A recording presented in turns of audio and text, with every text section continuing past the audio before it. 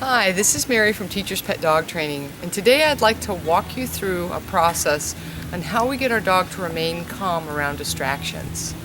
We also want to show you how to appropriately have a dog greet another dog and how to capture our dog's attention when needed. Just like children, dogs need to learn good social skills, particularly dogs that are adopted while young or dogs that have not been fully socialized. Most importantly, by teaching our dog how to appropriately greet and play with another dog, we are allowing them to become good role models for other dogs to also develop those social skills. In this video, you'll see Bailey, a very young puppy, who is a little tentative with larger dogs. In fact, his guardian shared with me that he became fearful when a large dog was too rough with Bailey during puppy playtime. You'll also see Max, a young Shepherd Border Collie mix that is super excited to greet Bailey, more than what Bailey is ready for. You will see a training progression unfold where Max learns how to be calm around Bailey, and this allows Bailey to feel comfortable enough to greet him. It also allows us the ability for Max to increase focus on me while Bailey is a distraction in the background.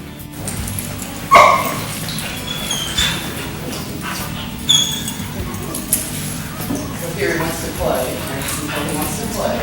But we would just want to make sure that his energy is not overbearing for her. So what we're teaching him is, we want you to play, but we're going to control that energy in the room.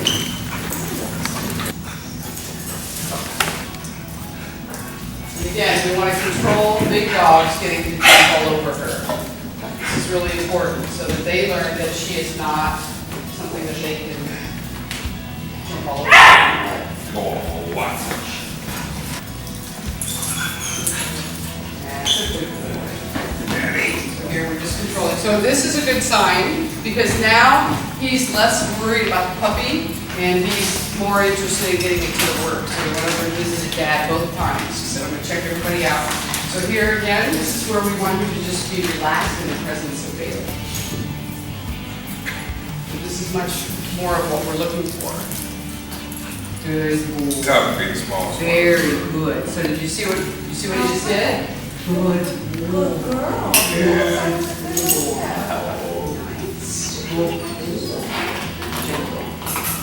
You want to say hi? Good. Okay. So here I'm going to let him visit a Want to say hi?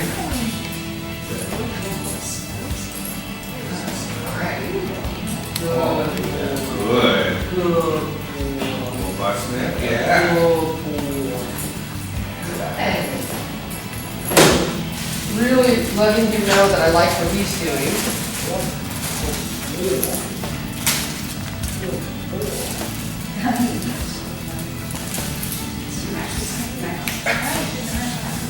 See all my outfits. Yes. So here now, this is where we get that opportunity to work him in the presence of all this energy. So here, we're simply teaching our bigger dogs to just be gentle in her presence. And so that's one of the reasons that I like to have her off leash in this situation, so she doesn't feel restricted. But we're also working him in the presence now of her. Good. Good boy. That's a good boy. Good boy, Max. Good boy. That's a good boy, Max. Good boy, Max.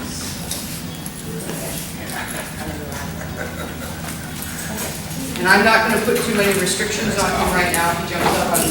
What I want, what I'm looking for right now is I just simply want Max to be able to move in the presence of the puppy and not worry about the puppy. That's all. We want him to be able to stay with me. I got you. Work with me.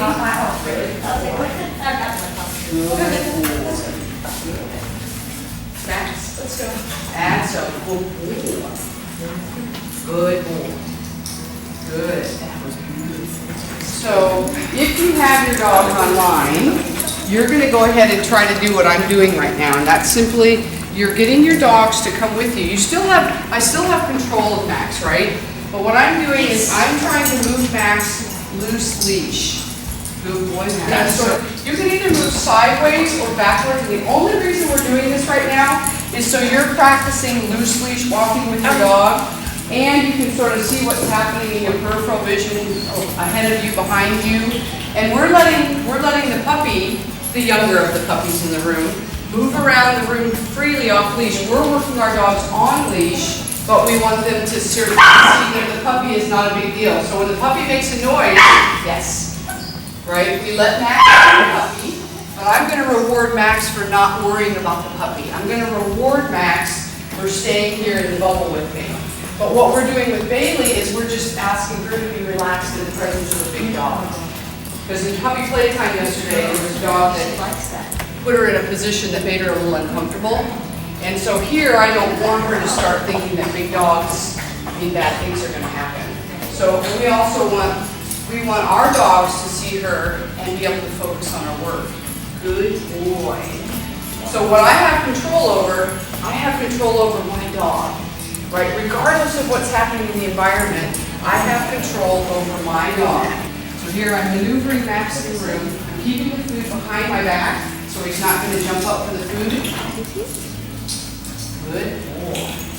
Now let's see if I can get him on a touchpad. Yes. I'm marking the board. Move away. Now the puppy will start following Max. You see? Good boy.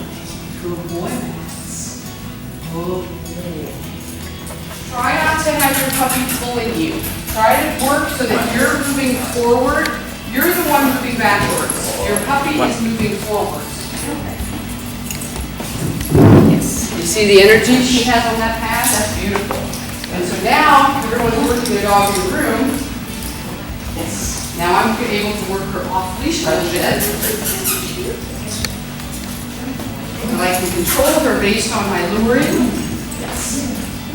So I'm going to turn her this way, go back and slow this way. Now because she's small, you want to really stay Low. like a low rider. That's right. So I want to keep myself here. Now you can see I've got a nice little heel right here. She's staying with me. I give her the touchpad. Yes. She stays with me. If I go to the side here, now she turns. You see how she turns to stay with me? Right. It's all yours. So we're hitting here, no tension on your leash. That's the hardest part, right? Yeah. So the hardest part is you want to stay in front of Max and you want to be moving backwards. So that's going to keep your tension down off the line, nice and relaxed. So that as you're moving with him, exactly. If I was here with you, and we're moving. Yep, and then just say yes and give it a drink. Good boy. And it really is, after a while you kind of get a feel for it, right? Because we're working our dogs, right? We're working our dogs and they're learning to focus on you and what you're doing with your body. Yes. And I just want you to put your hand out. Yes. And the moment the nose touches, say the word. And then get the food out. But don't have the food before the hand, so it's going to be yes. And then the food is going to be delivered. First, I want to make sure everybody, I want to coach everybody that they're getting their hand out, the dog's nose is touching, and at that exact moment, his nose is touching, you want to say yes. Ready? Ready to work?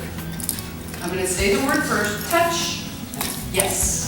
So think of it this way, and this is where our brains are going to want to put our hand out and say the word at the exact same time. It's just going to be work. So I have Max here. Good. Touch. Yes.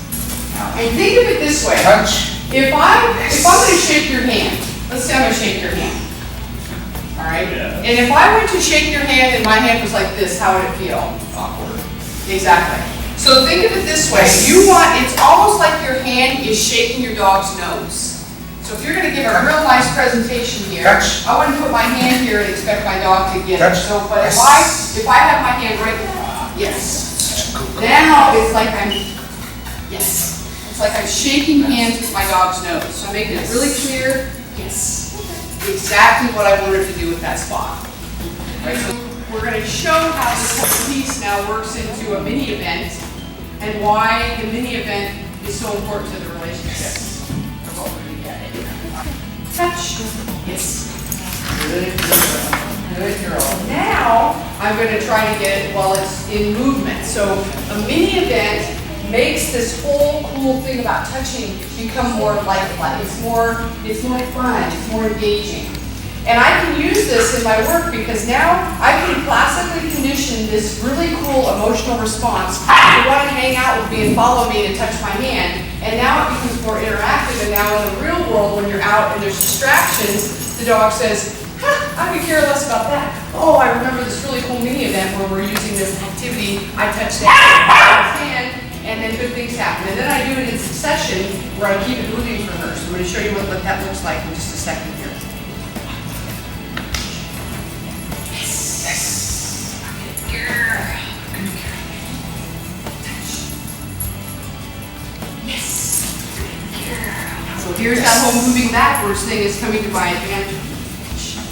Yes. Good girl. So she has to come and get the reward. She's moving. Yes.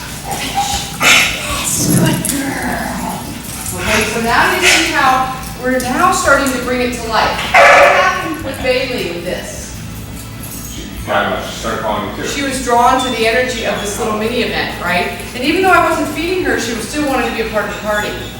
And it didn't make her, she stayed focused on her work. Bailey just wanted to check out what the cool things were happening because this was a really good energy. And now I made this a mini event for her. Now, what did she just do? Why? Waiting for a treat. Because she now knows that that's associated with good. She has been classically conditioned that I'm going to work Mary. So now you have what we call an active learner. She's actively engaged in learning. She's not like, I'm going to just check out until the next thing that they tell me to do. She's like, oh, wait, if I go on here, I'm going to get hooked up. Look. Yes, good girl. And you better believe I'm going to say yes. And I'm going to pay them for capturing that behavior. I caught them doing something. So I want you to get multiple rewards, and I want you to try to create a mini event with your puppies now. So I have Bailey here. She's ready to go. I have her. I've got her in the bubble. Touch. Yes. Now she has to come over here to get her reward. Good girl. Ready? Touch. Yes. Good girl. Ready? Touch. Yes. Good girl. Good girl. Nice work. Touch. Yes. Good girl. Nice. All right, so I'm saying the word, then I'm getting my hand out to shake her nose. Then I say yes when she touches it, and then I have her move to get to the reward. So this is what we call a mini event. So it isn't just like touch, here's your reward, touch, here's your reward. It's touch. Yes. Good girl. That's a good girl. Touch. Yes. Good girl. Very good. Touch. Yes. Good girl. All right. So give that a try with your puppies. Yes. Yes. Yes. Yes. Oh, so it gets her to follow too. Yes, exactly. So that's what you're going to do with this. Yes. Okay? This is a really critical piece when we are talking about socializing with dogs, because many dogs that I see fall into sort of this cycle where they are not really good around other dogs, and so people are embarrassed by them, acting out, barking, lunging, growling, showing teeth. And so because they're afraid and uncomfortable, embarrassed by this, a lot of times these dogs don't get out and get socialized, and they end up becoming sort of destined to be imprisoned in the backyard. When in fact these dogs need socialization. They need to be out around dogs in a setting that they can become more socialized. So the younger we start the puppies or the dogs, and the more we show them appropriate greetings, the better off they'll be in the long run. That's all for now. Get your pup, get some treats. Let's get out there and socialize those cute little creatures.